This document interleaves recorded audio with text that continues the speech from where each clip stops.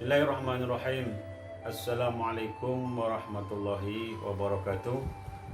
Saudara-saudaraku semuanya, dimanapun saja berada, semoga selalu dalam keadaan sehat dan bahagia.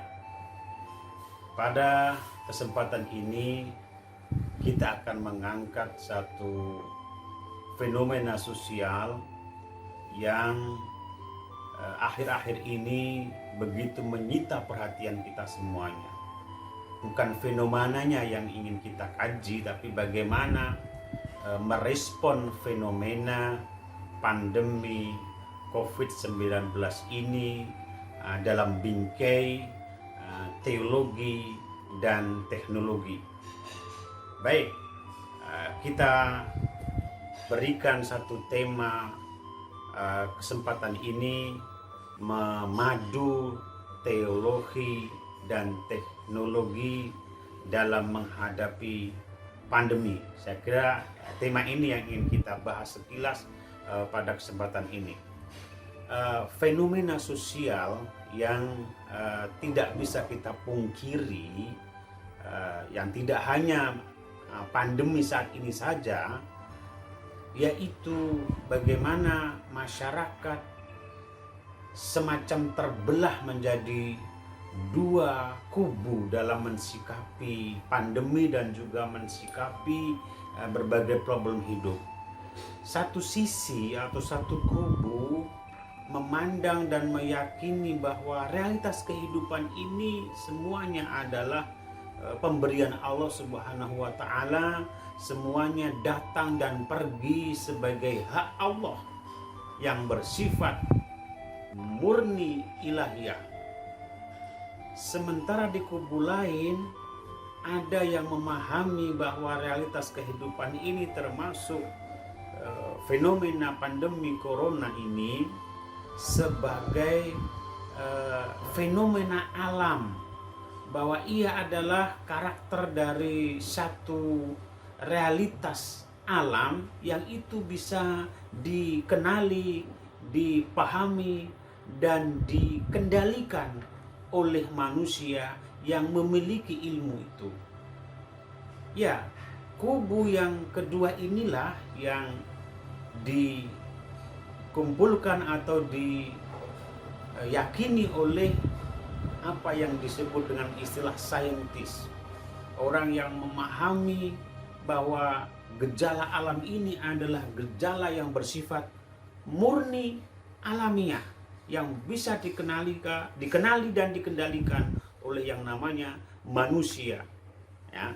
Dan manusia yang bisa mengendalikan itu, ya, sekaligus yang memahami karakter-karakternya, itulah yang disebut dengan saintis atau ilmuwan. Sementara di kubu yang pertama adalah orang-orang agamawan atau penganut agama.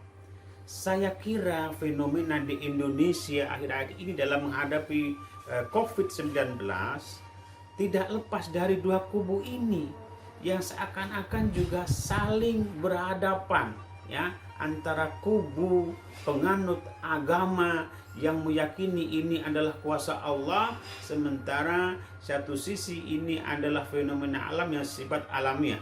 Baik, ilahiyah dan alamiah.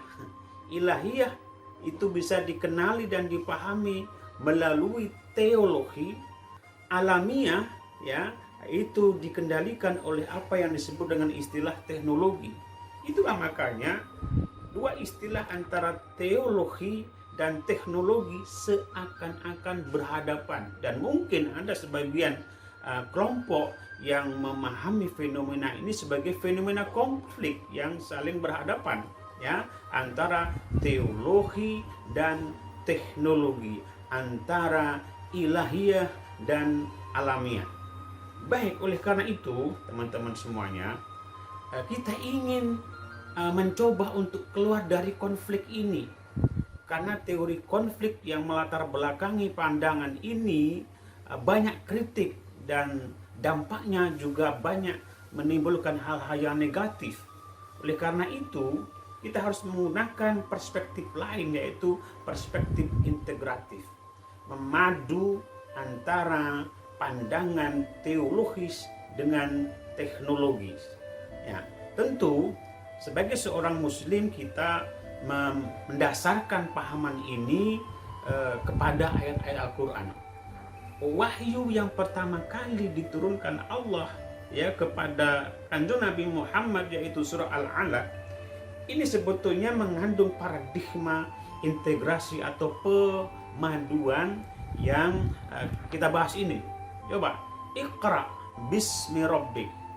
Iqra ini artinya pahami melalui media Iqra tadi, pahami bismi rabbik ya, dengan atas nama Tuhanmu. Ini berarti pemahaman yang kita lakukan ini harus punya dasar bismi rabbik ya, karena Allah ya, dan juga nanti akan kembali kepada Allah. Ini artinya dasar teologis memang harus menjadi landasan yang pertama. Tapi ini tidak lepas ya, memahami Allah bismi rabbik ini ya, dengan bismillah ini dengan apa yang diciptakan Allah. Makanya kemudian Iqra bismi rabbikal ladzi khalaqal insana min 'alaq. Di sini ada kata khalaq. Untuk memahami fenomena ilahiyah, ternyata Allah sendiri dalam surah Al-Alaq ini menciptakan makhluk ya. Alladzi khalaq, dialah menciptakan, khalaqal insana, yang dia menciptakan manusia dan juga seluruh alam semesta. Oleh karena itu perspektif kita pahami atau memahami teologi itu tidak bisa serta-merta tanpa memahami khalaqnya Allah, makhluknya Allah. Ya, karakter makhluknya Allah ya, itu kemudian dikemas oleh para ilmuwan ya, dengan apa yang kemudian disebut dengan sains. Hasil sains adalah teknologi. Jadi teknologi tidak lain adalah sebetulnya perangkat yang digunakan untuk memahami dan sekaligus mengendalikan fenomena khalaq, fenomena makhluk. Sementara makhluk itu tidak lain adalah ciptaan Allah Subhanahu wa taala.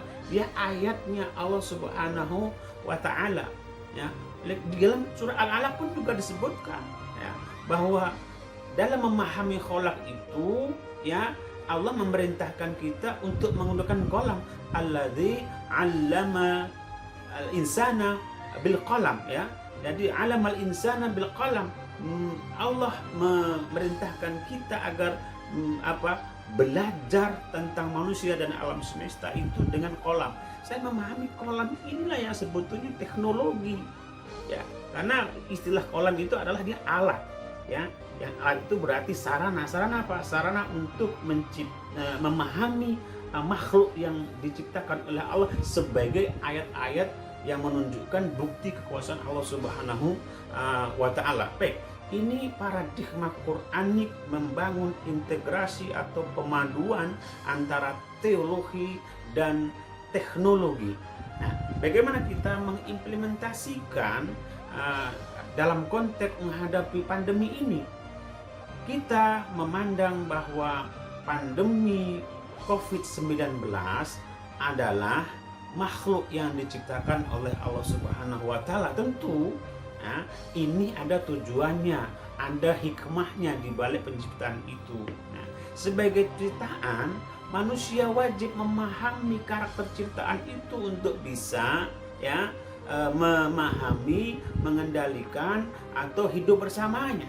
Ya, itulah makanya fungsi para ilmuwan menciptakan teknologi, menciptakan sains yang bisa dijadikan sebagai alat untuk memahami, mengendalikan, tapi tidak memutuskan segalanya. Karena teknologi sebagai ciptaan manusia dia punya keterbatasan ya, tidak secara mutlak ya. Oleh karena itu, mari kita bangun perspektif bahwa pandemi corona adalah ayat Allah, memahaminya dengan sains, memahaminya dengan teknologi yang ada. Oleh karenanya, apa-apa yang sudah dirumuskan oleh para ilmuwan saintis ya di bidang kesehatan, di bidang bakteri, bakteriologi dan sebagainya, kalau itu sudah merupakan kajian ilmiah ya mari kita ikuti untuk memahami bagaimana karakter dan bagaimana kita memperlakukan virus corona ini. Namun demikian, di samping itu kita memahami ini semua ada ayat-ayat dari Allah Subhanahu wa Ta'ala, sehingga ketika kita bisa memahami dan bahkan bisa mentreatment, jangan lupa semuanya yang memutuskan adalah Allah Subhanahu wa Ta'ala. Sehingga ya, agama yang sudah dirumuskan dan dipraktikkan oleh Nabi Muhammad pun sebetulnya juga sudah memberikan satu batasan-batasan bagaimana memperlakukan wabah semacam COVID ini, ya, dengan banyak berdiam di rumah, tidak bepergian untuk menghindari bahayanya. Oleh karena itulah saya punya pandangan bahwa antara teologi dan teknologi ini jangan dipertentangkan, tapi harus dipandu, harus diselaraskan, harus diintegrasikan untuk membangun sikap yang lebih bijak, ya, yang tidak lalai dan juga tidak abai terhadap madorot daripada virus corona, ya, tapi juga tidak terlalu menyandarkan semuanya pada Allah, karena Allah sudah menciptakan hukum alam yang sudah dikenali oleh para ilmuwan itu, ya. Oleh karenanya dengan memadu perspektif teologis dan teknologi ini diharapkan mampu membangun sikap yang lebih bijak, ya, dalam kehidupan sehari-hari, khususnya di menghadapi pandemi Corona 19 ini. Tentu setelah ikhtiar kita menggunakan teknologi atau hasil keilmuan para ilmuwan, ya, dengan sebaik-baiknya, harapannya Allah juga segera memutuskan agar virus ini betul-betul tidak membahayakan masyarakat kita semuanya. Ini yang dapat saya sampaikan. Semoga kita diberikan kekuatan oleh Allah untuk memahami fenomena alam yang sudah dirumuskan oleh para ilmuwan-ilmuwan itu, sembari kita tetap menyandarkan semuanya diputuskan oleh Allah Subhanahu wa Ta'ala. Ya, sehebat apapun teknologi ada keterbatasannya. Disitulah kita harus bersandar kepada Allah Subhanahu wa Ta'ala. Semoga kita semuanya dituntun ke arah yang lebih bijak dan lebih bijak, sehingga lebih mudah untuk menjalani hidup ini secara bahagia dan damai. Demikian, terima kasih. Assalamualaikum warahmatullahi wabarakatuh.